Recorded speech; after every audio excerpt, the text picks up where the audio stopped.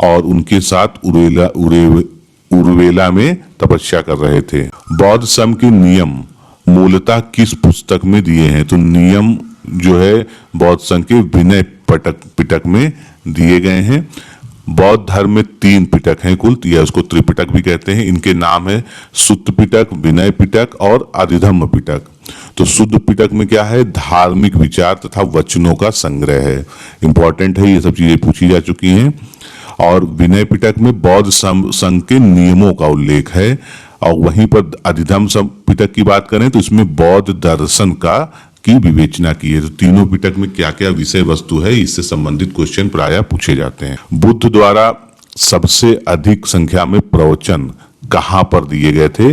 श्रावस्ती में। गौतम बुद्ध ने लगभग 25 वर्ष श्रावस्ती में ही बिताए थे। इस समय उन्होंने अंगुलीमाल डाकू का हृदय परिवर्तन कर शिष्य बना लिया था। श्रावस्ती में ही सबसे अधिक उपदेश उनके द्वारा दिए गए थे और उन्होंने मगध को अपना प्रचार केंद्र बनाया था। निम्नलिखित में से किस स्थान पर जैन धर्म साहित्य 5वीं शताब्दी ईसा ईस्वी में संहिताबद्ध किए गए थे? तो वल्लभी में। देव रिद्धिगण या जिसको श्रमाश्रमण की अध्यक्षता में वल्लभी में जैन धर्म का स्वरूप निश्चित करने के लिए एक महासभा का आयोजन हुआ। इसी सभा द्वारा निर्धारित धर्म का स्वरूप आज तक विद्यमान है और यहीं पर जितने भी जैन धर्म के साहित्य हैं उनका संहिताकरण या संहिताबद्ध किया गया था उनको। नेक्स्ट क्वेश्चन देखते हैं। बौद्ध धर्म निम्नलिखित में से विशेषताओं में से कौन सी एक जैन धर्म से भिन्न है? यानी बौद्ध धर्म और जैन धर्म में क्या क्या भिन्न है? तो पहले जो क्या क्या सेम है वो देख लेते हैं। वेदों की सत्ता को अस्वीकार किया गया दोनों धर्मों में। कर्म की प्रभावशीलता में विश्वास था। सभी प्राणियों को क्षति नहीं पहुंचाने की अभिवृत्ति यानी अहिंसा। तो ये 3 चीजें जो है बौद्ध धर्म और जैन धर्म दोनों में कॉमन थी। अत्यधिक शुक्र और आत्मनिग्रह दोनों का तिरस्कार जिसको अपरिग्रह कहा गया है, तो ये जो है जैन धर्म में नहीं होता था, केवल बौद्ध धर्म का लक्षण था। डिटेल देखते हैं इसकी। बुद्ध ने अष्टांगिक मार्ग के अंतर्गत अधिक सुखपूर्ण जीवन व्यतीत करना या अत्यधिक काया क्लेश में संलग्न होने को दोनों को वर्जित किया था। बुद्ध ने मध्यम मार्ग पर चलने का उपदेश दिया था, आदेश दिया था। और जैन धर्म में क्या है? तप पर अधिक बल दिया गया है। सूची को हमको सुमेलित करना है और तो इसको देखते हैं हम लोग जो है। आचरांग सूत्र जो है ये जैन धर्म से संबंधित है। फिर अंगुत्तर निकाय ये बौद्ध धर्म से संबंधित है। पंचरात्र संहिता ये भागवत धर्म से संबंधित है और वाजनेयी संहिता जो है वैदिक धर्म से संबंधित है। तो आचरांग सूत्र जैन धर्म का ग्रंथ है तथा अंगुत्तर निकाय जो है बौद्ध धर्म का ग्रंथ है। पंचरात्र संहिता भागवत धर्म से संबंधित है और वाजनेयी संहिता कृष्ण यजुर्वेद की वैदिक शाखा का नाम है। कथन और कारण पर विचार करना है। बौद्ध भिक्षुणियां भिक्षुओं के पर्यवेक्षण में रहती थीं, तो ये कथन बिल्कुल गलत है। ऐसा कुछ नहीं था। भिक्षुणियों के लिए एक विशेष संहिता थी जिसे भिक्खुनी पति मोक्ष कहते थे। तो आर सही है और इसका कोई स्पष्टीकरण नहीं, क्योंकि कथन ही गलत है। तो इस प्रकार जो है गौतम बुद्ध ने भिक्षुओं को वरीयता तो दी थी परंतु पर्यवेक्षण का अधिकार नहीं दिया था। भिक्षुणियों को के लिए एक विशेष संहिता जिसका नाम था भिक्खुनी पति मोक्ष, ये संहिता जो है उस समय बनाई गई थी। जैन तीर्थंकरों की मूर्तियों की पूजा करते हैं। वे परम सत्ता के अस्तित्व को अस्वीकार करते हैं। तो इसमें से कथन सही है परंतु कारण गलत है, क्योंकि वे परम सत्ता के अस्तित्व को अस्वीकार नहीं करते हैं। जैन लोग महावीर स्वामी और अन्य तीर्थंकरों की पूजा करते हैं। जैन धर्म ईश्वर की सत्ता में विश्वास नहीं करता है। निम्नलिखित में से जैन धर्म के किस ग्रंथ में तीर्थंकरों के जीवन चरित्र का वर्णन है? तो भगवती सूत्र। जैन धर्म भगवती सूत्र में तीर्थंकरों के जीवन चरित्र का वर्णन मिलता है।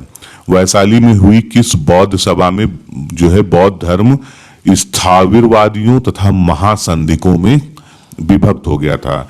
तो द्वितीय संगति जो हुई थी उसमें जो है बौद्ध धर्म स्थाविरवादियों और महासंधिकों में विभक्त हो गया था। इसका आयोजन कहाँ हुआ था? वैशाली में। वैशाली में आयोजित द्वितीय बौद्ध संगति में बौद्ध संघ दो संप्रदायों स्थाविर और महासंधिक में विभाजित हो गया था। और द्वितीय की जो है अध्यक्षता किसने की थी? सब्बा कामी ने, जो पहले भी जो है आया था क्वेश्चन में। भारत में संगमरमर की सर्वोच्च नक्काशी के लिए प्रसिद्ध जैन मंदिर कौन सा है? दिलवाड़ा का जैन मंदिर, जो बहुत ही प्रसिद्ध है, वर्ल्ड फेमस है। तो राजस्थान के आबू पर्वत में यानी माउंट आबू में दिलवाड़ा का जैन मंदिर स्थित है। यह मंदिर संगमरमर की सर्वोत्तम नक्काशी के लिए प्रसिद्ध है। निम्नलिखित शासकों में से कौन जैन धर्म के संरक्षक थे? चंद्रगुप्त मौर्य, खारवेल और बिंबिसार, ये तीनों ही जैन धर्म के संरक्षक थे। जैन धर्म से प्रभावित होने वाले प्रमुख शासक थे चंद्रगुप्त मौर्य, खारवेल, बिंबिसार। उसके अलावा अजात शत्रु, उदयन, प्रद्योत और मृगावती। मृगावती कौन थी? कौशाम्बी के नरेश की जो है रानी थी। तो ये सभी शासक उस समय के जैन धर्म से प्रभावित थे और जैन धर्म का संरक्षण करते थे। बुद्ध निम्नलिखित में से किन बातों को नहीं मानते थे? वेदों की प्रामाणिकता, ब्राह्मणों की श्रेष्ठता के सिद्धांत को स्वीकार नहीं करते थे। पुनर्जन्म में उनका विश्वास था। खर्चीले यज्ञ एवं अंधविश्वासों के घोर विरोधी थे।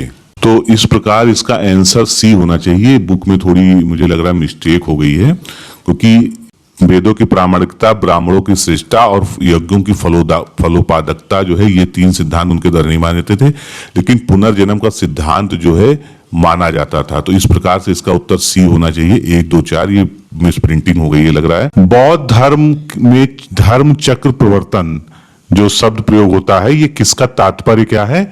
तो बुद्ध का जो प्रथम उद्देश्य था भगवान बुद्ध का, उसको धर्म चक्र प्रवर्तन के नाम से जानते हैं। ज्ञान प्राप्ति के पश्चात बुद्ध ने सारनाथ अथवा ऋषिपत्तन में उरुवेला में तपस्या के दौरान साथ छोड़ने वाले प्राज ब्राह्मणों को ज्ञान का प्रथम उपदेश दिया। इसी घटना को धर्म चक्र प्रवर्तन कहा जाता है बौद्ध धर्म के अंतर्गत।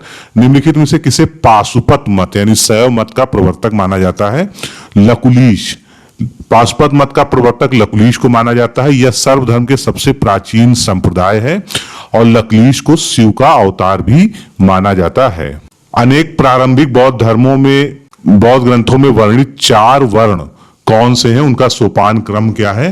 तो इसमें क्षत्रिय, ब्राह्मण, वैश्य और शुद्ध, ये एक्चुअल में इसी से जो है बाद में जो है इसका शुद्ध रूप जो है क्षत्रिय, ब्राह्मण, वैश्य और शूद्र जो हुआ। तो जो प्रारंभिक बौद्ध ग्रंथ है उनमें 4 जो है वर्णों का ये क्रम दिया गया है।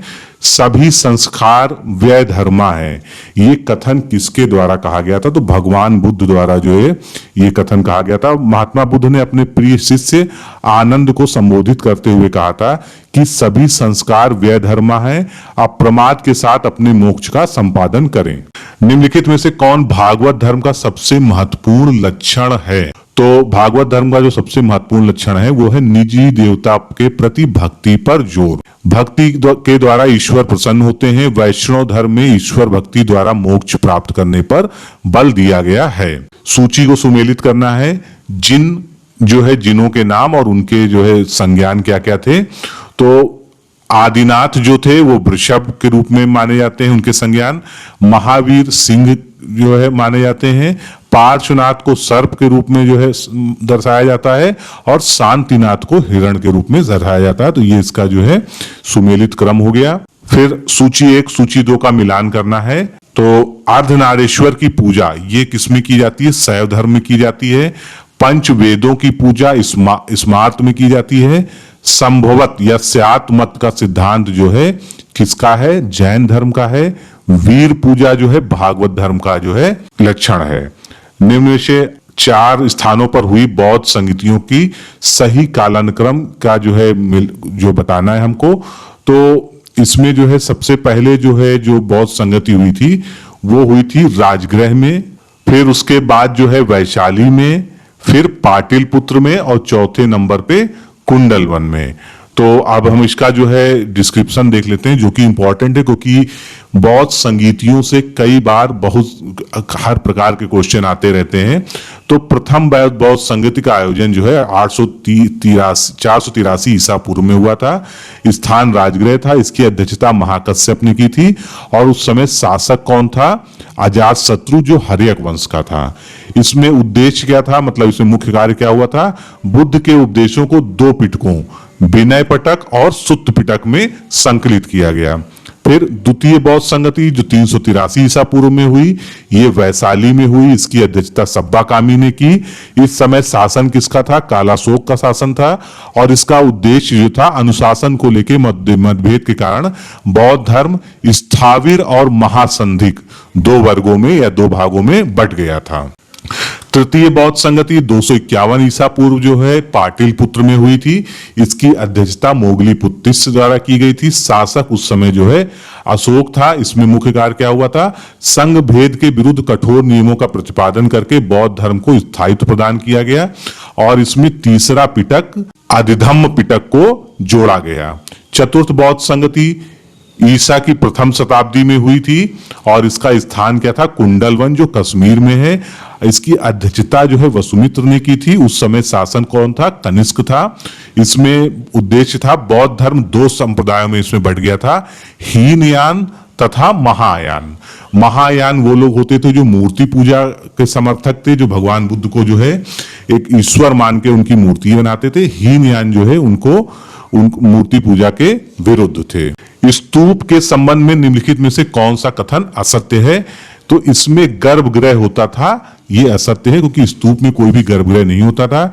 इसमें ऊपर छत्र रहता था, सही कथन है। इसके चारों ओर वेदिका होती थी और इसके साथ प्रदक्षिणा पथ जो है रहता था। तो स्तूप में गर्भगृह नहीं होता था। स्तूप के चारों ओर एक घेरा और उसमें लगा हुआ एक रास्ता होता था। इसमें चारों ओर एक वेदिका यानी दीवार भी होती है। अष्टांगिक मार्ग की अवधारणा निम्नलिखित में से किसका विषय है? धर्म चक्र प्रवर्तन सूत्र। दुख को हरने तथा तृष्णा का नाश करने वाले अष्टांगिक मार्ग के 8 अंग हैं। इन्हें धर्म चक्र प्रवर्तन सूत्र कहा गया है, जो निम्न प्रकार हैं। कैसे कैसे? सम्यक दृष्टि, सम्यक संकल्प, सम्यक वाणी, सम्यक कर्मांत्र, सम्यक आजीव, सम्यक व्यायाम, सम्यक स्मृति और सम्यक समाधि। ये जो है बौद्ध धर्म के अष्टांगिक मार्गों की अवधारणा है। निम्नलिखित में से कौन सा धर्म यक्ष एवं यक्षणियों की पूजा में विश्वास करता था? तो ब्राह्मण धर्म, जैन धर्म और बौद्ध धर्म, ये तीनों जो है यक्ष और यक्षणियों की पूजा में विश्वास करते थे। निम्नलिखित में से कौन प्रत्यक्ष प्रमाण स्वीकार करता है? लोकायत। लोकायत दर्शन के प्रवर्तक चरवाक हैं। यह दर्शन किसी अलौकिक शक्ति में विश्वास नहीं करता है, मतलब जो अलौकिक शक्तियां हैं उनमें इनका विश्वास नहीं था। यह दर्शन वस्तुओं की यथार्थता, यानी जो आपके सामने है, जो आप देख सकते हैं, जिसके बारे में जानते हैं, उन्हीं को जो है ये उन्हीं वस्तुओं में विश्वास करता था, यानी यथार्थता का मत इनका था। कौन से पर्वत जैनों में पावन माने जाते हैं? तो अबुर्दगिरी, शत्रुंजयगिरी, चंद्रगिरी और उर्जयंतगिरी, ये चारों जो है पर्वत जो है जैन धर्म में पावन माने जाते हैं, पवित्र माने जाते हैं और ये इनके पावन स्थल हैं। सात्वत विधि शब्द का क्या तात्पर्य है? भागवत धर्म। भागवत धर्म के लिए सात्वत विधि का प्रयोग हुआ है। सात्वत विधि मुख्य रूप से भागवत धर्म का एक अनुष्ठान है। परंपरा अनुसार भागवत धर्म के प्रवर्तक वृषणवंशीय श्री भगवान कृष्ण थे। हेनशांग ने किस प्रदेश में जैन धर्म को समृद्ध स्थित देखा था? बंगाल में। हेनशांग ने बंगाल में जैन धर्म को समृद्ध स्थिति में देखा था। वज्रयान में बुद्ध बोधिसत्व की संगनी कहा जाता था किसको? तारा को। वज्रयान संप्रदाय की एक प्रधान देवी तारा मुक्ति प्रदायत्री देवी थी, जो बुद्ध एवं बोधिसत्व की पत्नी थी। निम्नलिखित में से कौन से शब्द जैन ग्रंथों को निर्दिष्ट करने के लिए प्रयुक्त होते हैं? तो पूर्व, अंग और उपांग, ये 3 शब्द जो हैं ये जैन धर्म के लिए जो है प्रयुक्त होते हैं। जैसे कि कैवल्य प्राप्त हो जाने पर महावीर स्वामी को केवलिन कहा गया। जिन भी कहा गया। जिन का अर्थ क्या होता है? विजेता होता है। आहार्य मतलब योग्य होता है। निर्ग्रंथ एवं बंधन रहित होता है। पूर्व, अंग, उपांग आदि जो है जैन ग्रंथ कहलाते हैं। तो ये जैन ग्रंथों के भेद हैं। धार्मिक दृष्टि से मथुरा में कंकाली टीला से प्राप्त मूर्तियां किस धर्म से संबंधित हैं? कंकाली टीला जो मथुरा में है उससे जो है जैन धर्म से संबंधित मूर्तियां प्राप्त हुई हैं। कंकाली टीला मथुरा का प्रमुख स्थल है। यहाँ से कई जैन मूर्तियां प्राप्त होती। मथुरा जैन, बौद्ध, ब्राह्मण, हिंदू सभी का पवित्र स्थल है। निम्नलिखित ऐतिहासिक व्यक्तियों को का नाम तिथि क्रमवार संयोजित कर अपना उत्तर कूट से चुनिए। तो इसमें हमको तिथि क्रम के अनुसार लगाना है। तो सबसे पहले पार्श्वनाथ, फिर महावीर, बुद्ध और भद्रबाहु। इसका हम डिस्क्रिप्शन देख लेते हैं, इंपॉर्टेंट है ये। काशी के पार्श्वनाथ राजा अग्रसेन के पुत्र थे। इनका जन्म महावीर स्वामी से 250 वर्ष पूर्व हुआ था। महावीर स्वामी का जन्म 599 ईस्वी पूर्व में माना जाता है। महात्मा बुद्ध का जन्म जो है 563 ईसा पूर्व में माना जाता से 483 ईसा पूर्व के बीच में माना जाता है। जबकि भद्रबाहु चंद्रगुप्त मौर्य 223 से 295 ईसा पूर्व के समकालीन रहे। चंद्रगुप्त मौर्य का काल जो है 323 से 295 ईसा पूर्व तक था और भद्रबाहु उनके समकालीन थे। निम्नलिखित में से किस बौद्ध साहित्य में वर्धमान का उल्लेख मिलता है? निठंगानुपुत्त ये बौद्ध साहित्य का नाम है जिसमें वर्धमान का उल्लेख मिलता है। वर्धमान किसका नाम था? भगवान महावीर स्वामी का जो है बचपन का नाम वर्धमान था। महावीर निम्नलिखित में से किससे संबंधित थे? बिंबसार। महावीर स्वामी का जन्म वज्जी संघ गणराज्य के जात्रक कुल के प्रधान सिद्धार्थ के यहाँ 540 ईसा पूर्व में हुआ था। इनकी माता का नाम त्रिशला था जो कि वैशाली के लिच्छवी कुल चेटक की बहन थी। इस प्रकार से वे मातृपक्ष से मगध के हर्यक, बिंबसार, अजातशत्रु तथा अजातशत्रु के निकट संबंधी थे। निम्नलिखित में से कौन नैनार संत हैं? तो सभी जो है अपर, संबंदर और सुंदर मूर्ति ये सभी नैनार शब्द हैं। शैव धर्म का प्रचार प्रसार नैनार द्वारा किया जाता है। यानी जो शैव उपासक होते हैं, शैव धर्म के उपासक, उनको नैनार कहते हैं। नैनार संतों की कुल संख्या 63 बताई गई है। इनमें से प्रमुख है तिरुज्ञान, संबंदर, मणिवाचगर, सुंदर मूर्ति, अप्पर, ये इनके नाम जो है अग्रणी हैं। महात्मा बुद्ध ने बौद्ध संघ की स्थापना कहाँ की थी? तो महात्मा बुद्ध ने बौद्ध संघ की स्थापना सारनाथ में की थी। महात्मा बुद्ध ने अपना प्रथम उपदेश सारनाथ में ही दिया था और इसी घटना को धर्म चक्र प्रवर्तन के नाम से जाना जाता है। सारनाथ में ही बौद्ध संघ की स्थापना हुई थी। नेक्स्ट क्वेश्चन देखते हैं। महात्मा बुद्ध ने अपने जीवन की अंतिम पड़ाव किस नदी के तट पर गुजारा था? हिरण्यवती नदी। महात्मा बुद्ध ने अपने जीवन का अंतिम पड़ाव हिरण्यवती नदी के तट पर स्थित कुशीनगर में जो वहां पहुंचे थे। यहां पर 80 वर्ष की अवस्था में 483 ईसा पूर्व में उनकी मृत्यु हो गई थी।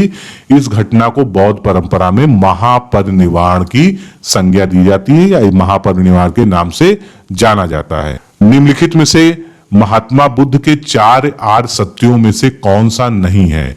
सम्यक संकल्प नहीं है, दुख निरोध, दुख समुदाय, दुख निरोध गामिनी, ये तीनों जो है चारों आर्य सत्यों के पार्ट हैं। तो इसकी व्याख्या हम देखते हैं। 4 मूल आर्य सत्य बताए गए हैं बौद्ध धर्म में। दुख, दुख समुदाय, दुख निरोध और दुख निरोध गामिनी प्रतिपदा। तो ये चारों जो है महात्मा बुद्ध के 4 आर्य सत्य हैं। बौद्ध धर्म से संबंधित ग्रंथ किस भाषा में लिखे गए हैं? बौद्ध धर्म से संबंधित ग्रंथ पाली भाषा में लिखे गए हैं। बुद्ध के जीवन से संबंधित बौद्ध धर्म के प्रतीक का सही मिलान हमको करना है। तो हम देख लेते हैं। जन्म के समय का प्रतीक क्या है? कमल व साण। ग्रह त्राग का प्रतीक है घोड़ा। ज्ञान का प्रतीक क्या है? पीपल, जिसको बोधि वृक्ष भी कहते हैं। निर्वाण के समय पद चिन्ह उसका प्रतीक था और मृत्यु जो है ये स्तूप उसका प्रतीक है। निम्नलिखित में से कौन सा एक बौद्ध धर्म का ग्रंथ नहीं है? ये हमको बताना है। तो दीपवंश, महावंश, ललित विस्तार, ये जो है ये सभी बौद्ध धर्म के ग्रंथ हैं। परशिष्ट पर्वन जो है बौद्ध धर्म का ग्रंथ नहीं है। परशिष्ट पर्वन किससे संबंधित है? जैन धर्म से संबंधित है और यह अपभ्रंश भाषा का प्रथम व्याकरण ग्रंथ भी है। परिशिष्ट पर्वन। द्वितीय जैन सम्मेलन निम्नलिखित में से कहाँ आयोजित हुआ था? द्वितीय जैन सम्मेलन वल्लभी में आयोजित किया गया था। 512 ईस्वी में द्वितीय जैन सम्मेलन वल्लभी गुजरात के देवर्षि श्रमण की अध्यक्षता में आयोजित हुआ था। निम्नलिखित महावीर के निर्वाण के पश्चात निम्नलिखित जैन संघ का नेतृत्व जो है निम्नलिखित ने किसने संभाला था? तो इंद्रभूति द्वारा संभाला गया था। इंद्रभूति और सुधर्मन के अतिरिक्त सभी गणधरों की मृत्यु महावीर के जीवन काल में ही हो गई थी। निम्नलिखित में से बसदी का क्या अर्थ है? बसद शब्द जो है इसका क्या अर्थ लगाया जाता है? तो जैन मठ के लिए बसद शब्द का प्रयोग किया जाता है। इसके अलावा कुछ और जैन शब्द हैं जिसके अर्थ आपको जानना जरूरी है। मति जो है इसका इंद्रिय जनित ज्ञान के संदर्भ में प्रयोग होता है। अवधि दिव्य ज्ञान के लिए, बसद जो है कर्नाटक स्थित जैन मठ के लिए प्रयोग किया जाता है और मूलगढ़ यानी मुनियों तथा आर्यिकाओं के लिए 28 कठोर नियम जो है उसको मूलगढ़ का जो है नाम दिया जाता है। प्रारंभिक जैन धर्म का इतिहास निम्नलिखित में से किस ग्रंथ में मिलता है? कल्पसूत्र में। जैन धर्म का प्रारंभिक इतिहास कल्पसूत्र में मिलता है। कल्पसूत्र में महावीर से पहले के 23 तीर्थंकरों का पूरा विवरण मिलता है। जैन धार्मिक ग्रंथ अंगों का संकलन सर्वप्रथम किस सम्मेलन के अंतर्गत किया गया था? तो ये पाटलिपुत्र में आयोजित हुआ था सम्मेलन। जैन धार्मिक ग्रंथ अंगों का संकलन 4वीं शताब्दी ईसा पूर्व सर्वप्रथम पाटलिपुत्र सम्मेलन के अंतर्गत किया गया था। इस सम्मेलन की अध्यक्षता स्थूल भद्र ने की थी। बुद्ध ने सर्वप्रथम किस स्त्री को संघ में आने की अनुमति प्रदान की थी? प्रजापति गौतमी को। प्रारंभ में बुद्ध महिलाओं के संघ में प्रवेश के विरोधी थे, लेकिन अपने प्रिय शिष्य आनंद के अनुरोध तथा सौतेली मां प्रजापति गौतमी के अनुनय विनय पर उन्होंने महिलाओं को संघ में प्रवेश की अनुमति दे दी थी। प्रजापति गौतमी संघ में प्रवेश करने वाली पहली महिला थी। नेक्स्ट क्वेश्चन देखते हैं। निम्नलिखित में से किस भारतीय राजवंश ने जैन धर्म को राजकीय संरक्षण प्रदान नहीं किया? तो इसमें नहीं शब्द है। नहीं शब्द जब भी क्वेश्चन में आया तो जरूर ध्यान देखिए। तो सातवाहन वंश एक ऐसा था जिसका जो है जैन धर्म का प्रति जो है ज्यादा आस्था नहीं थी और ना उसने जो है राजकीय संरक्षण प्रदान किया। सातवाहन राजवंश ने जैन धर्म को राजकीय संरक्षण नहीं प्रदान किया। सातवाहन साधक वैदिक धर्मानुयायी एवं ब्राह्मण धर्म के पोषक थे, क्योंकि जो सातवाहन राजवंश था जिसमें गौतमी पुत्र सातकर्णी थे, ये सब थे, तो ये लोग जो है ब्राह्मण धर्म के जो है अनुपालक थे। आजीवक कठोर संन्यास व्रत का पालन करते थे। वो नियत यश के सिद्धांत में विश्वास करते थे।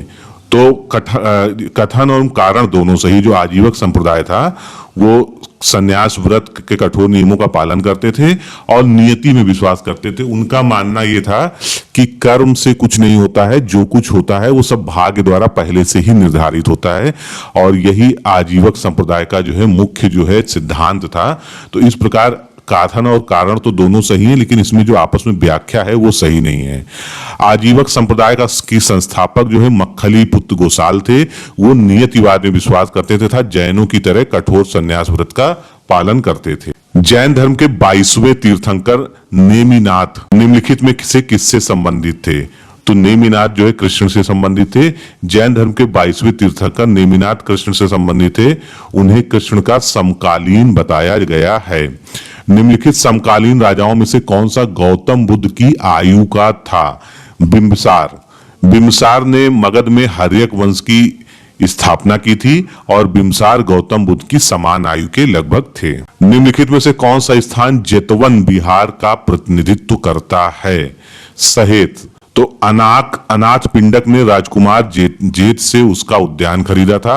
उस उद्यान को बुद्ध के निवास के लिए दिया था।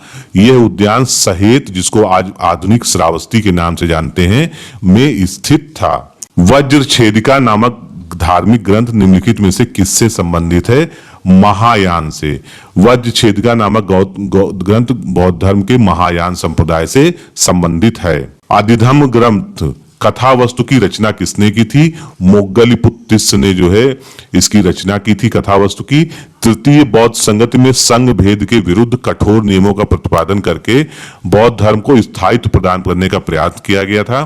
धर्म ग्रंथों का अंतिम रूप से संपादन किया गया था तथा तीसरा पिटक आदिधम्ब पिटक उसमें जोड़ा गया था। आदिधम्ब ग्रंथ जो है कथा वस्तु की रचना थी जो आदिधम्ब पिटक के अंतर्गत आती है। जैन धर्म में कर्म परमाणुओं का पूर्ण विनाश को सूचित करने वाली अवस्था को कहा जाता है निर्जरा।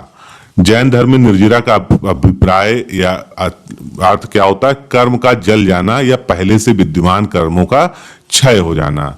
और आश्रव का अभिप्राय कर्म का जीवन की ओर प्रवाह होता है। वहीं अगर बंधन शब्द की बात करें तो कर्म का जीव के साथ संयुक्त हो जाना बंधन कहलाता है। संवर, जब कर्म का प्रवाह जीव की ओर रुक जाए तो उस कंडीशन को संवर कहा गया है जैन धर्म में। भावी बुद्ध संबंधी धार्मिक विश्वास के केंद्र बिंदु कौन थे? मैत्रेय। मैत्रेय जो थे वो भावी बुद्ध संबंधी धार्मिक विश्वास के केंद्र बिंदु थे।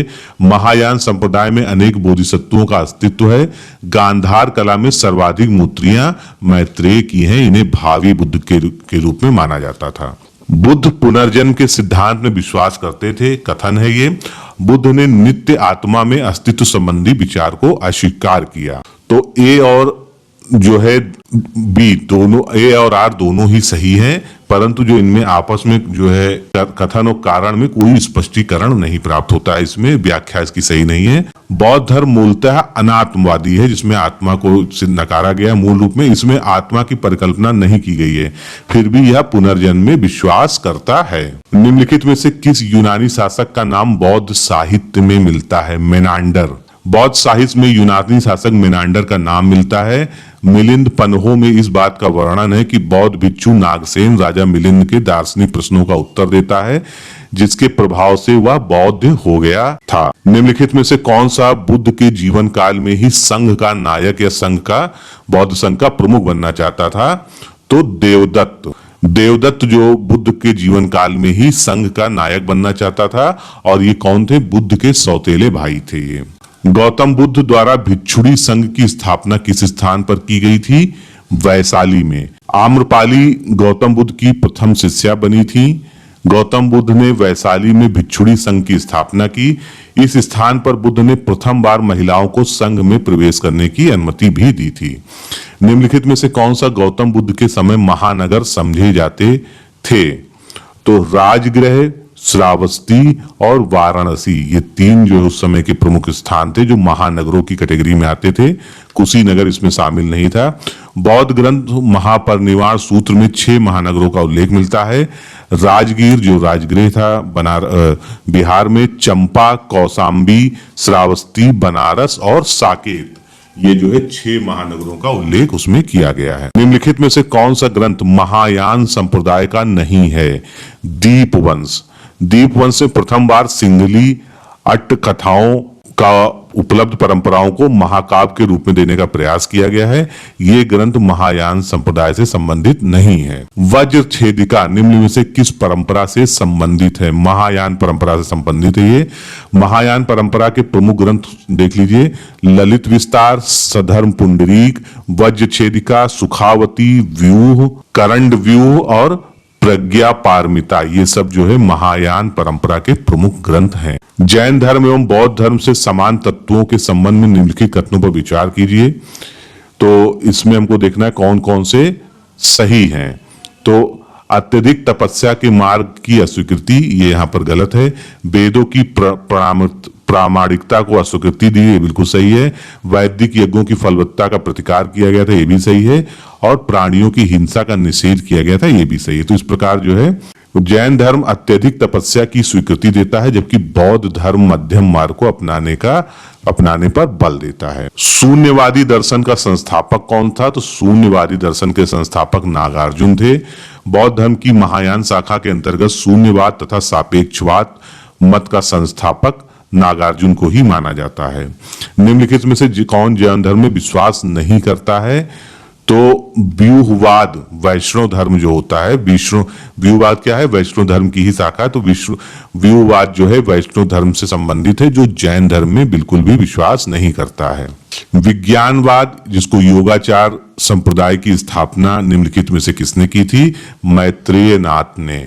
बौद्ध धर्म की महायान शाखा के अंतर्गत विज्ञानवाद और योगाचार मत का संस्थापक मैत्रेय नाथ द्वारा किया गया था। इंपॉर्टेंट क्वेश्चन है, कई बार आ भी चुका है। जैन धर्म में संलेखना से क्या अर्थ होता है? उपवास करके प्राण त्याग देना, यानी उपवास द्वारा प्राण त्याग देना। जैन धर्म में संलेखना को मोक्ष प्राप्ति का एक साधन माना जाता है। इसके अंतर्गत घोर तपस्या तथा उपवास द्वारा प्राण का त्याग कर दिया जाता है। इसे ही जो है इसको में संलेखना पद्धति कहा गया है। वे स्तूप जिनमें बुद्ध तथा उनके शिष्यों की अस्थि रखी जाती थी वो क्या कहलाते थे? शारीरिक कहलाते थे। स्तूप के 4 प्रकार हैं, चारों का वर्णन देख लीजिए। शारीरिक क्या होता है? बुद्ध तथा उनके शिष्यों की अस्थियां इसमें रखी जाती थी।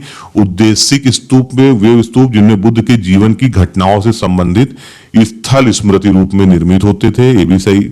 और संकल्पित स्तूप में ये छोटे आकार के स्तूप होते थे। इन्हें बौद्ध तीर्थ स्थलों पर श्रद्धालुओं द्वारा स्थापित किया गया है।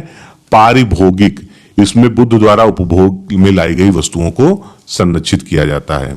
गौतम बुद्ध के समय भौतिकवाद का व्याख्याता इनमें से कौन था? अजित केस कंबली। अजित केस कंबली जो है भौतिकवाद का विद्वान थे। अजित केस कंबली नितांत भौतिकवादी था। इसका मत था कि मृत्यु के बाद भी कुछ शेष नहीं बचता है। सप्तभंगनीय किसका विशेष लक्षण है? सप्तभंगनीय जो है ये जैन धर्म का विशेष लक्षण है।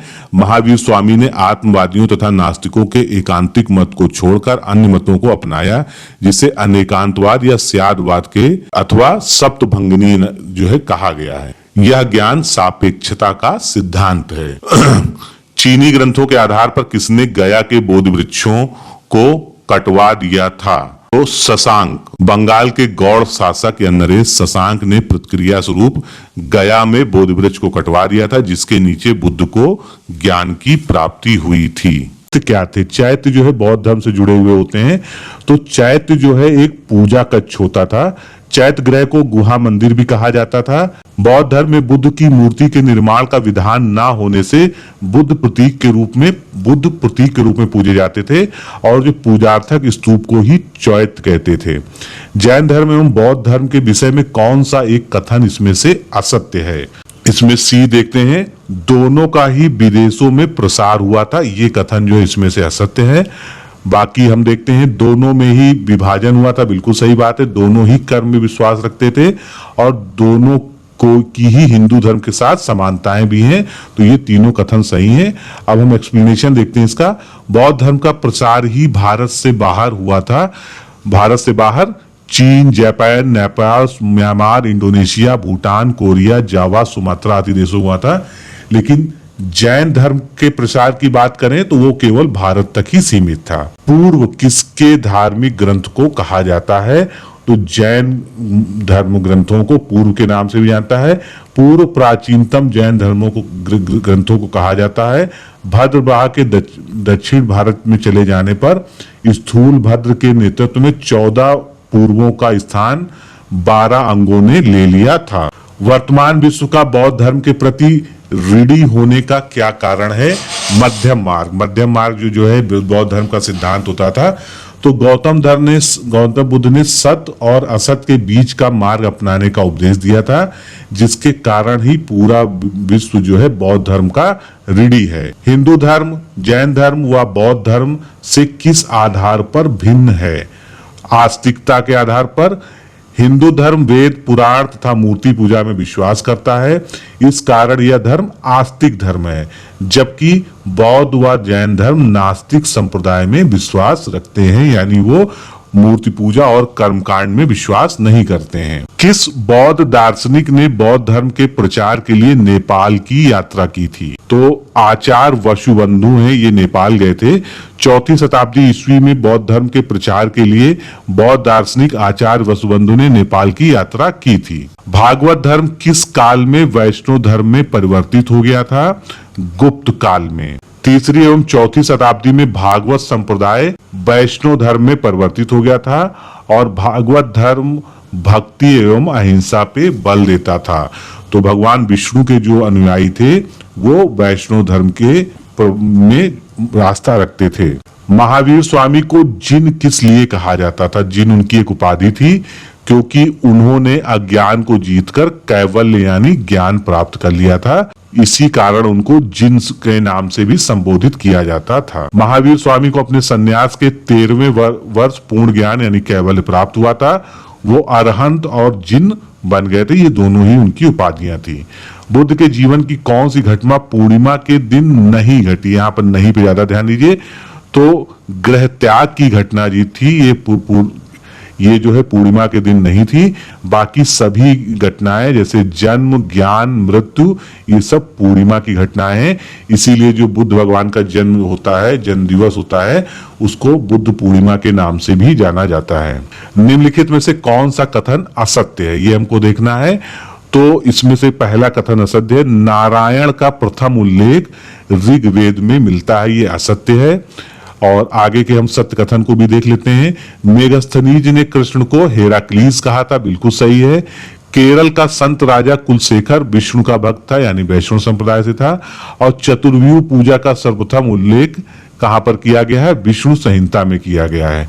नारायण का जो प्रथम उल्लेख है वो शतपथ ब्राह्मण में किया गया है, ना कि ऋग्वेद में। अवतारवाद का सर्वप्रथम स्पष्ट उल्लेख निम्नलिखित में से किसमें मिलता है? श्रीमद् भगवत गीता।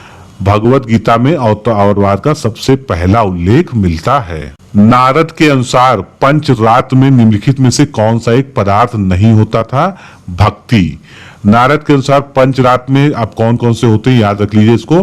परम तत्व, मुक्ति, युक्ति, योग, विषय, ये जैसे 5 पदार्थ होते हैं, इसलिए इन्हें पंचरात्र कहा जाता था। मत्स्य पुराण के अनुसार विश्व के अवतारों की संख्या कितनी बतलाई गई है? तो विष्णु भगवान के 10 अवतार बताए गए हैं मत्स्य पुराण में। वैसे विष्णु भगवान के अधिकतम अवतारों की संख्या 24 है, लेकिन मत्स्य पुराण में पर्टिकुलरली 10 अवतारों का उल्लेख मिलता है। तो 10 अवतार कौन कौन से हैं? मत्स्य अवतार, कूर्म अवतार, नृसिंह अवतार, वाराह, वामन, परशुराम, राम, बलराम, बुद्ध और कल्कि या कली, ये सारे अवतार जो है 10 अवतार जो है बताए गए हैं मत्स्य पुराण में। इन अवतारों में कृष्ण का नाम नहीं है, क्योंकि कृष्ण स्वयं भगवान के साक्षात स्वरूप हैं। भक्ति आंदोलन के निम्नलिखित संतों में से कौन सा एक स्त्री है? तो अंडाल जो है ये एक स्त्री है जो भक्ति आंदोलन में। वैष्णव धर्म का गढ़ दक्षिण में तमिल प्रदेश में था। 9वीं और 10वीं शताब्दी में अलवार संतों के उत्कर्ष का काल था। उस समय के प्रमुख संत थे पेरियार, अलवार। स्त्री संत थी अंडाल, नामालवर और तिरुमंगाई। ये सब जो है प्रमुख जो है अलवार संत थे। अब ये सुमेलन करना है हमको कि कौन सा मत किसके द्वारा प्रतिपादित किया गया है। तो प्रमुख मत हम देख लेते हैं। वैष्णव संप्रदाय जो है इसका मत क्या है? विशिष्टाद्वैत, ये इसका मत है और ये रामानुज द्वारा प्रतिपादित है। ब्रह्म संप्रदाय का मत क्या है? द्वैतावाद या द्वैतवाद, ये माधवाचार्य द्वारा प्रतिपादित है। रुद्र संप्रदाय में शुद्धाद्वैत जो है होता है, जो वल्लभाचार्य या जिनको विष्णु स्वामी जो के द्वारा प्रतिपादित है। फिर सनक संप्रदाय में द्वैताद्वैतवाद जो है मत होता है, जो आचार्य निम्बार्क द्वारा प्रतिपादित है। निम्नलिखित में से कौन पाशुपत संप्रदाय के संस्थापक माने जाते हैं? ये क्वेश्चन पहले भी 1-2 बार आ चुका है इसी सीरीज में। तो लकुलिस जो है पाशुपत संप्रदाय शैव मत का सबसे पुराना संप्रदाय है। इस संप्रदाय की स्थापना लकुलिस ने की थी। इन्हें भगवान शिव के 18 अवतारों में से एक माना जाता है। वीर शैव संप्रदाय की स्थापना निम्नलिखित में से किसने की थी? बासव ने। वीर शैव अथवा लिंगायत संप्रदाय की स्थापना बासव ने की थी। लिंगायत शिवलिंग को चांदी के संपुट में रखकर गले में धारण करते थे, ये इनकी विशिष्टता थी। लिंग पूजा का प्रथम प्रमाण कहां पर मिलता है, यानी किस ग्रंथ में मिलता है? तो मत्स्य पुराण में लिंग पूजा का प्रथम स्पष्ट उल्लेख मिलता है। लिंग पूजा का प्रथम स्पष्ट उल्लेख मत्स्य पुराण में मिलता है। महाभारत के अनुशासन पर्व में भी लिंगोपासना का उल्लेख किया गया है। गौतम बुद्ध के काल में कुल कितने गणराज्य थे? गौतम बुद्ध के काल में कुल 10 गणराज्य थे। तो बुद्ध के समय कुल 10 गणराज्य थे, जिसमें से 8 वज्जी संघ तथा 2 मल्ल संघ में या मल्ल गणराज्य में आते थे। इनका नाम क्या था? कपिल वस्तु के साक्य, सुमार गिर के मग्ग, अल्लकप के बुली, केसपुत के कालाम, रामग्राम के कोलिये, पिप्पली वन के मोरिये, मोसाली के लिच्छवी, मिथिला के विदेह और कुशीनारा के मल्ल और पावा के मल्ल। तो ये 10 गणराज्य थे उस समय। बुद्ध काल का सबसे बड़ा गणराज्य इनमें से कौन सा था? वैशाली। बुद्ध के समय में सबसे बड़ा और शक्तिशाली गणराज्य वैशाली का लिच्छवी गणराज्य था। पर्टिकुलरली अगर बात करें तो लिच्छवी, और जो है वैसे इसका नाम वैशाली कहा जाएगा। निम्नलिखित में से कौन सा एक विख्यात पाशुपत आचार्य थे? श्रीकर पंडित, ये एक जो है विख्यात पाशुपत आचार्य थे। श्रीकर पंडित पाशुपत मत के आचार्य थे। उद्योतकर शैव मत के आचार्य थे। पूर्ण कश्यप घोर अक्रियावादी आचार्य थे। और शांतिनाथ जो है जैन धर्म के 16वें तीर्थंकर थे। 16 महाजनपदों के उदय के कारण रूप में संबंधित कौन सा नहीं है? विदेशियों के द्वारा विजित होने का भय। इसको डिटेल में जानते हैं। 6ठी शताब्दी ईसा पूर्व में लोहे का व्यापक प्रयोग होने लगा था, जिससे कृषि का प्रसार हुआ। लोहे के हथियारों के कारण योद्धा वर्ग महत्वपूर्ण भूमिका अदा करने लगा। कृषि क्षेत्र में अत्यधिक उत्पादन से व्यापार तथा नगरीकरण हुआ तथा छोटे नगर धीरे धीरे महाजनपदों में बदल गए। नेक्स्ट क्वेश्चन हम देखते हैं।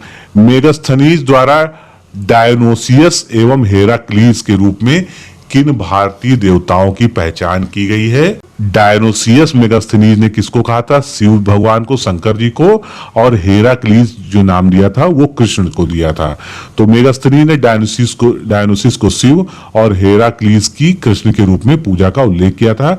भागवत धर्म के प्रवर्तक कृष्ण के गुरु कौन थे? घोर अंगीरस। घोर अंगीरस ये कृष्ण के गुरु थे। छांदोग्य उपनिषद में कृष्ण को देवकी पुत्र कहा गया है तथा घोर अंगीरस का शिव बताया गया है शिष्य। बुद्ध का शिष्य आनंद कौन था? तो शाक्य। राजा शुद्धोधन पूर्वोत्तर बिहार के शाक्यों के गणराज्य के थे, अतः आनंद एक शाक्य था। किस स्थान के उत्खनन से कपिल वस्तु के प्रथम साक्ष्य या साक्ष्य प्राप्त होते हैं? तो पिपरहवा नामक स्थान है।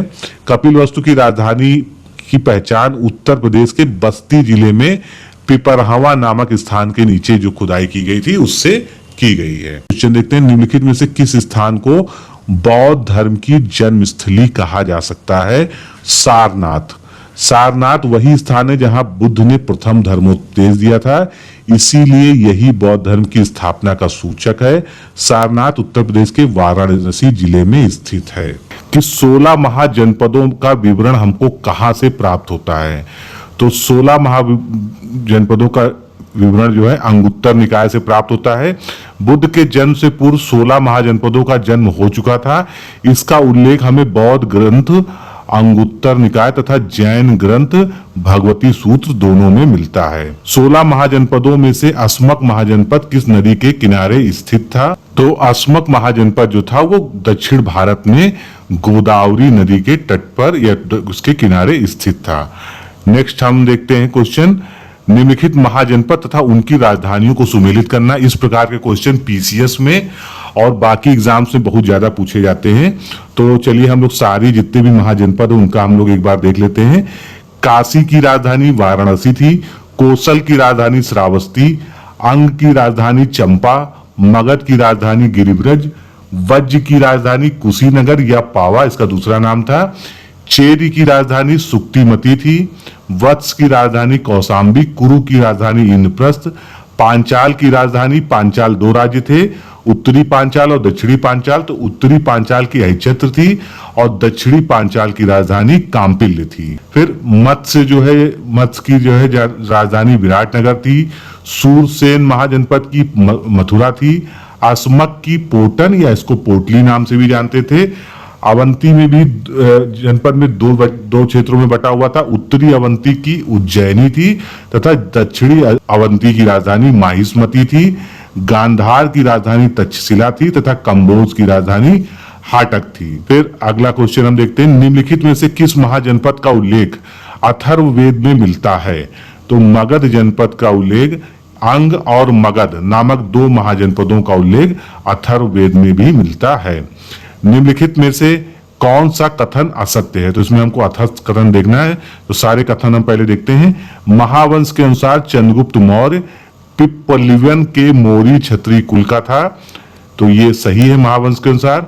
मगध नरेश अजातशत्रु ने अवंती कुल को परास्त कर मगध साम्राज्य में मिला लिया, ये कथन गलत है। इसका भी स्पष्टीकरण देखते हैं। मध्यम निकाय में बुद्ध ने स्वयं को कौशल का निवासी बताया है, ये भी सही है। भास के नाटक, जो भास द्वारा रचित कौन सा नाटक है? स्वप्न वासदत्ता में मगध वत्स और अवंती के मध्य टकराव का उल्लेख है, ये भी सही है। तो कथन 2 जो गलत है उसके बारे में देखते हैं। मगध नरेश अजातशत्रु ने वज्जियों को परास्त करके वज्जी गणराज्य को मगध राज्य में मिलाया था, ना कि अवंती को। अवंती की स्थापना निम्न में से किस वंश द्वारा रखी गई थी? तो है वंश जो है इसके द्वारा जो है अवंती की स्थापना की गई थी। पुराणों के अनुसार अवंती की आधारशिला रखने का श्रेय यदुओं के है वंश को है। 16 महाजनपदों में से किन राज्यों की शासन प्रणाली गणतंत्रात्मक थी? इंपॉर्टेंट क्वेश्चन है, आ चुका कई बार। तो वज्जी और मल्ल गणराज्य, इनमें जो है गणतंत्रात्मक व्यवस्था थी। गणतंत्रात्मक राज्यों का शासन राजा के बजाय गण या संघ द्वारा किया जाता था। इस प्रकार के राज्य थे वज्जी और मल्ल। नेक्स्ट क्वेश्चन देखते हैं। 16 महाजनपदों में सर्वाधिक प्रभुता संपन्न महाजनपद कौन सा था? मगध। तो 16 जनपदों में सर्वाधिक प्रभुता संपन्न मगध था। यह आधुनिक बिहार के पटना एवं गया जिले में स्थित था। इसकी राजधानी गिरिव्रज या राजगृह थी। गौतम बुद्ध के समय यहाँ के शासक क्रमशः बिंबिसार और उसके बाद अजातशत्रु हुए थे। 16 महाजनपदों में मल्ल राज्य वर्तमान के किस जिले में स्थित है? तो कुशीनगर जो है ये वर्तमान जनपद है मल्ल का। मल्ल महाजनपद पूर्वी उत्तर प्रदेश के कुशीनगर जिले में स्थित था। यहाँ की शासन प्रणाली गणतंत्रात्मक थी। महात्मा बुद्ध को कुशीनगर में ही महापरिनिर्वाण प्राप्त हुआ था। प्राचीन भारत में भारत पर आक्रमण करने वाला प्रथम सफलता किसको मिली थी? दारा प्रथम को। हेरोडोटस, एरियन, स्ट्रेबो, इनके अनुसार पश्चिम एशिया के सर्वाधिक शक्तिशाली शासक साइरस ने जेड्रोसिया से होकर भारत पर आक्रमण करने का असफल प्रयास किया था। भारत पर आक्रमण करने में प्रथम सफलता दारा या दारय बहु को प्राप्त हुई थी। भारत पर प्रथम आक्रमण किस वंश के शासकों ने किया था? हखामनी वंश। भारत पर प्रथम विदेशी आक्रमण ईरान के हखमनी वंश के राजाओं, जिसका नाम था पारसीक, जो है ने किया था। ईरानी आक्रमण का प्रभाव भारत के किस क्षेत्र पर नहीं पड़ा था? तो देख लेते हैं किन किन क्षेत्रों पर पड़ा था। समुद्री मार्ग की खोज से विदेश प्रोत्साहन को मिला था। अभिलेख उत्कीर्ण करने की प्रथा प्रारंभ हुई थी। ईरानियों को क्षत्रप शासन प्रणाली का शक कुषाण युग में पर्याप्त विकास हुआ था। तो ये तीनों जो है पॉजिटिव वे में हुआ था। ईरानियों ने आर्मेयिक लिपि को भारतीयों ने स्वीकार नहीं किया था, ये बिल्कुल सही है। आर्मेयिक लिपि को ईरानियों की आर्मेयिक लिपि भारतीयों द्वारा स्वीकार नहीं की गई थी। पश्चिमोत्तर भारत में दाई से बाईं ओर लिखी जाने वाली खरोष्टी लिपि का प्रचार तथा ईरानियों की आर्मेयिक लिपि का प्रचार भारतीयों द्वारा प्रचार प्रसार हुआ था। तो यहाँ पर जो डी में नहीं है, इसकी ये जो है यहाँ पर इस वजह से ये कथन गलत है। निम्नलिखित में से कौन सा अभिलेख दारा प्रथम का नहीं है? तो गुर्जरा अभिलेख जो है ये दारा प्रथम का नहीं है। दारा प्रथम के 3 अभिलेख हैं, बेहिस्तून, पर्सिपोलिस और नक्शे रुस्तम। इससे यह प्रमाणित होता है कि उसी ने सर्वप्रथम सिंधु घाटी नदी के तटवर्ती भारतीय भूभागों को जीता था। सिकंदर ने विस्ताता के युद्ध में किस वर्ष राजा पौरुष को परास्त किया था? 326 ईसा पूर्व। 326 ईसा पूर्व में सिकंदर ने सिंधु नदी पार करके भारत की धरती पर झेलम नदी के तट पर राजा पौरुष को परास्त किया था। इस युद्ध को हाइडेस्पीच के युद्ध के नाम से भी जाना जाता है। सिकंदर ने झेलम नदी के तट पर किस नगर की स्थापना की थी? पर्सियापोलिस और निकैया व बुकाफेला जो है इन 2 नगरों की स्थापना की थी। व्याख्या में लिखते हैं, सिकंदर ने झेलम नदी के तट पर 2 नगरों की स्थापना की थी। पहला था निकैया, जो विजयनगर के नाम से जाना गया, उस पर विजय प्राप्त करने के उपलक्ष्य में, तथा दूसरा अपने प्रिय घोड़े के नाम पर बुकाफेला नगर की उसने स्थापना की थी। निम्नलिखित में से कौन सा कथन असत्य है? तो इसमें से असत्य कथन हमको देखना है। सिकंदर ने 36 ईसा पूर्व खैबर दर्रे को पार करके भारत पर आक्रमण किया था। सही कथन है ये। किसी भारतीय स्रोत में सिकंदर के आक्रमण का कोई उल्लेख नहीं मिलता, ये भी सही कथन है। यूनानी स्रोतों में कौटिल्य चाणक्य का कोई उल्लेख नहीं है, तो ये भी कथन सही है। सिकंदर के भारत पे पहुंचने पर राजा आम्भी ने सिकंदर को कोई सहायता नहीं की थी, ये जो है कथन इसमें गलत है। सिकंदर के भारत पहुंचने पर तक्षशिला के राजा आम्भी ने आत्मसमर्पण किया तथा उसके आगे के अभियानों में सहयोग देने का वचन दिया था। सिकंदर ने जल मार्ग से अपनी सेना किसके नेतृत्व में भेजी थी? निरियाकस के जो है नेतृत्व में। पाटल में सिकंदर की अंतिम विजय थी। पाटल से ही सिकंदर ने अपनी सेना के साथ स्थल मार्ग से यूनानियों की ओर प्रस्थान किया तथा पाटल से ही सिकंदर ने अपने जहाजों को निरियाकस के नेतृत्व में जल मार्ग से घर की ओर रवाना कर दिया। निम्नलिखित में से किस स्थान पर सिकंदर की मृत्यु हुई थी? तो सिकंदर की स्थान मृत्यु बेबीलोन में हुई थी। सिकंदर की वापसी यात्रा के समय 323 ईसा पूर्व बेबीलोन में उसकी मृत्यु हो गई थी। सुश्रुत ने किस क्षेत्र में अध्ययन किया था? तो सुश्रुत शैल चिकित्सा के जो है प्रकांड विद्वान थे। सुश्रुत के अध्ययन का केंद्र बिंदु शैल चिकित्सा था। इन्होंने सुश्रुत संहिता नामक ग्रंथ की रचना की। इन्हें ही प्लास्टिक सर्जरी का भी जनक माना जाता है। इनके ग्रंथ का अरबी, फारसी, उर्दू, अंग्रेजी, हिंदी इत्यादि भाषाओं में अनुवाद हो चुका है। निम्नलिखित में से कौन सा प्राचीन जनपद राजस्थान में स्थित है? तो मत्स्य जनपद जो है ये राजस्थान में स्थित है। मत्स्य जनपद राजस्थान राज्य के जयपुर जिले में स्थित है। मत्स्य जनपद की राजधानी विराटनगर है। यह भी जो है आरओ का जो पेपर हुआ था पिछले साल वाला, उसमें ये क्वेश्चन आया था। मगध में हर्यक वंश की स्थापना निम्नलिखित में से किसने की थी? ये तो इजी क्वेश्चन है। बिंबिसार द्वारा जो है हर्यक वंश की स्थापना की गई थी। बिंबिसार ने बृहदों को हराकर मगध में हर्यक वंश की स्थापना की। बिंबिसार ने अंग को मगध साम्राज्य में मिलाया था। तो ये दो बड़ी उपलब्धियां थी बिंबिसार की। निम्नलिखित में से कौन सा कथन असत्य है? हमको असत्य कथन देखना है। सबसे पहले हम देखते हैं बिंबिसार के पुत्र अजातशत्रु ने वैशाली के लिच्छियों को पराजित किया था। बिल्कुल सही जो है कथन है ये। मगध के प्रभुत्व का संस्थापक अजातशत्रु था। ये भी बात बिल्कुल सही है कि मगध में जो सर्वाधिक जो है संपन्नता और प्रभुत्व था मगध साम्राज्य का, वो अजातशत्रु के कारण ही हो पाया था। 475 ईस्वी में अजातशत्रु की मृत्यु के बाद उसका पुत्र शिशुनाग राजा बना। ये गलत है, इसको आगे भी एक्सप्लेन करते हैं। शिशुनाग ने प्रद्योग वंश की सेना को नष्ट करके अवंती को मगध साम्राज्य में मिलाया। ये भी कथन सही है। तो 475 ईसा पूर्व में अजातशत्रु के मृत्यु के पश्चात सिंहासन रूढ़ हुए उसके पुत्र उदाई या उदयन ने पाटलिपुत्र को मगध साम्राज्य की राजधानी बनाया था। मगध राज्य की आरंभिक राजधानी निम्नलिखित में से कौन थी? राजगृह, जो बिहार में है जो है। मगध राज्य की आरंभिक राजधानी गिरिव्रज राजगृह थी। उदयन ने कुसुमपुर, जिसका बाद में नाम पाटलिपुत्र पड़ा, नगर की स्थापना की और इसे अपनी नई राजधानी बनाई। मगध साम्राज्य की महत्ता का वास्तविक संस्थापक किसे माना जाता है? अजातशत्रु को माना जाता है। अजातशत्रु हर्यक वंश का सबसे शक्तिशाली शासक था। उसे मगध राज्य की महत्ता का वास्तविक संस्थापक माना जाता है। निम्नलिखित में से किस शासक को पितृहंता शासक कहा गया है? तो उदयन को जो है पितृहंता शासक कहा गया है। 461 ईसा पूर्व में उदयन ने अपने पिता अजातशत्रु की हत्या करके राज सत्ता प्राप्त की। इसी कारण इसे जो है पितृहंता शासक कहा जाता है और इस वंश को भी जो है पितृहंता वंश के नाम से जाना जाता है। उदयन निम्नलिखित में से किस धर्म को मानने वाला था? तो उदयन जो है जैन धर्म को मानता था। उदयन जैन धर्म का धर्मावलंबी शासक था। शिशुनाग वंश का ऐसा कौन सा शासक था जिसने अपनी दूसरी राजधानी वैशाली को बनाया? शिशुनाग ने अवंती तथा वत्स राज्य पर अधिकार करके उसे मगध साम्राज्य में मिला लिया था। शिशुनाग ने वज्जियों के ऊपर कठोर नियंत्रण रखने के लिए पाटलिपुत्र के अतिरिक्त वैशाली को अपनी दूसरी राजधानी बनाया था।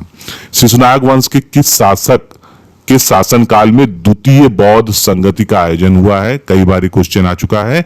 कालाशोक। कालाशोक के शासन काल में 10वें वर्ष में यानी 383 ईसा पूर्व में वैशाली के में द्वितीय बौद्ध संगति का आयोजन हुआ था। इस संगति में बौद्ध संघ दो संप्रदायों में बट गया था। कौन कौन से? स्थाविर और महासंधि। निम्नलिखित में से किस शासक को सर्वछत्रांक कहा जाता है? तो महापद्मनंद को सर्वछत्रांक कहा जाता है। पुराण के अनुसार महापद्मनंद एक शूद्र शासक था। इसको सर्वछत्रांक यानी क्षत्रियों का नाश करने वाला तथा भार्गव यानी परशुराम का अवतार कहा गया है। उसने एकराट और एक छत्र की उपाधि भी धारण की थी। यूनानी लेखकों ने महापद्मनंद को किस नाम से मतलब संबोधित किया है? अग्रमीज। महापद्मनंद का नाम जो है यूनानी जो लेखकों की पुस्तकों में अग्रमीज मिलता है। महान पद्मनंद के 8 पुत्रों में घनानंद सिकंदर का समकालीन था। यूनानी लेखकों ने इसे अग्रमीज कहा है। निम्नलिखित में से किस में से नंद वंश का अंतिम शासक कौन था? ये हमको बताना है। तो घनानंद जो है ये अंतिम शासक था। 322 ईसा पूर्व में चंद्रगुप्त मौर्य ने अपने गुरु चाणक्य की सहायता से घनानंद की हत्या करके मौर्य वंश की स्थापना की थी। सिकंदर के भारत आक्रमण के समय मगध का शासक कौन था? घनानंद। सिकंदर ने 326 ईसा पूर्व में भारत पर आक्रमण किया था। उस समय मगध का शासक घनानंद था, यानी जो अंतिम शासक था मगध का वो घनानंद। निम्नलिखित में से किसने सर्वप्रथम सैंड्रोकोटस की पहचान चंद्रगुप्त मौर्य से की है?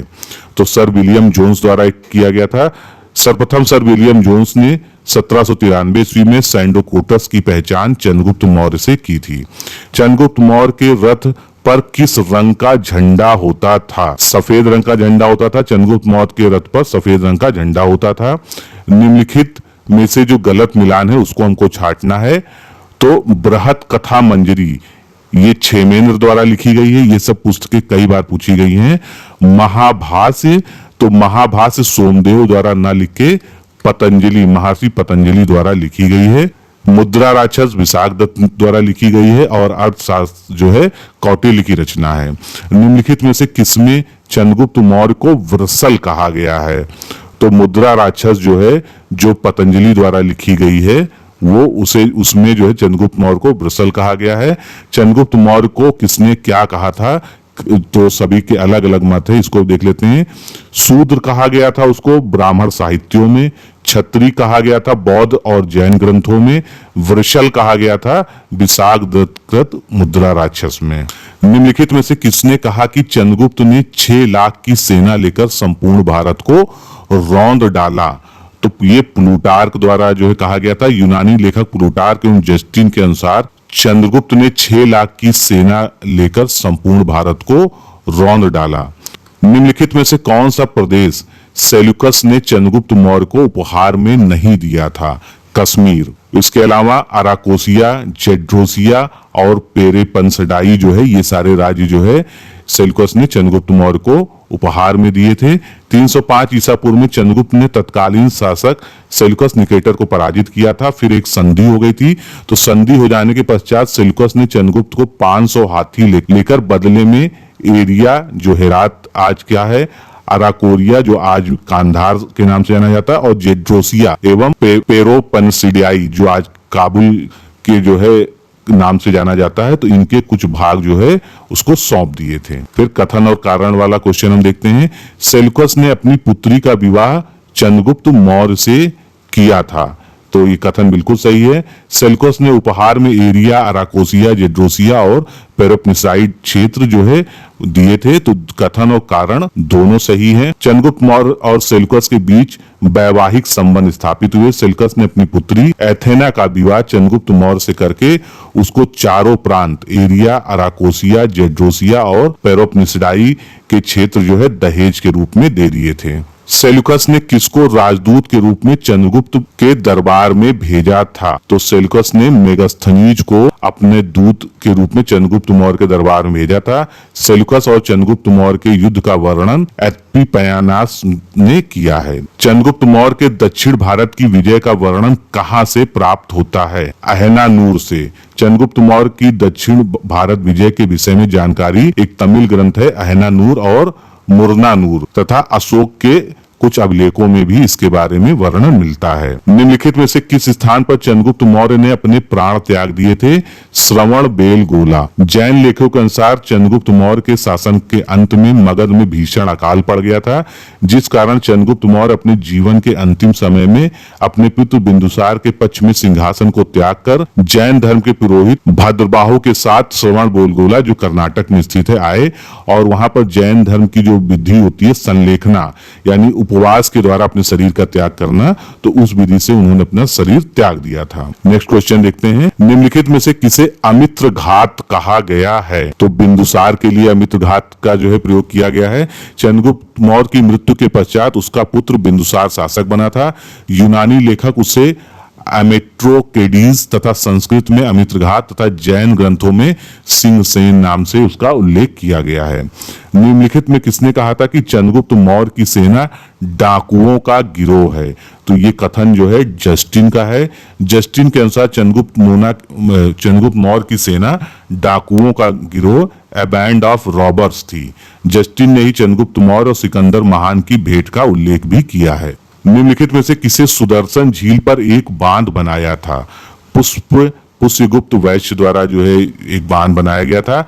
जूनागढ़ शिलालेख से पता चलता है कि चंद्रगुप्त मौर्य के प्रांतीय गवर्नर पुष्पगुप्त वैश्य ने सिंचाई हेतु सुदर्शन झील पर एक बांध बनवाया था। बिंदुसार के दरबार में राजदूत बनकर कौन आया था? डायमेकस। स्ट्रैबो के अनुसार सीरिया का शासक एंटियोकस ने डायमेकस नामक अपना एक राजदूत बिंदुसार के दरबार में भेजा था। बिंदुसार किस धर्म का अनुयायी था? बिंदुसार जो है आजीवक संप्रदाय का अनुयायी था। दिव्यावदान से पता चलता है कि उसकी राज्यसभा में आजीवक संप्रदाय का एक ज्योतिषी भी निवास करता था। किस ग्रंथ से जानकारी प्राप्त होती है कि अशोक ने अपने 99 भाइयों की हत्या कर सिंहासन प्राप्त किया था? तो ऐसा वर्णन जो है सिंहली अनुश्रुति में किया गया है। जैन अनुश्रुति से पता चलता है कि अशोक ने बिंदुसार की इच्छा के विरुद्ध मगध पर अधिकार करके शासन किया, परंतु सिंहली अनुश्रुति के अनुसार अशोक ने अपने 99 भाइयों को मारकर सिंहासन प्राप्त किया था। निम्नलिखित में से किस अभिलेख में अशोक का नाम मिलता है? तो मास्की अभिलेख, उदयगोमल अभिलेख और गुर्जरा, इन सभी में जो है अशोक का नाम वर्णित है। अशोक का नाम मास्की, गुर्जरा, उदयगोमल और निट्टूर अभिलेखों में मिलता है। पुराणों में अशोक को अशोक वर्धन के नाम से बोला गया है और रुद्ररामन का जो जूनागढ़ अभिलेख है उसमें अशोक नाम मिलता है। अशोक राज्याभिषेक के पूर्व कहाँ का राज्यपाल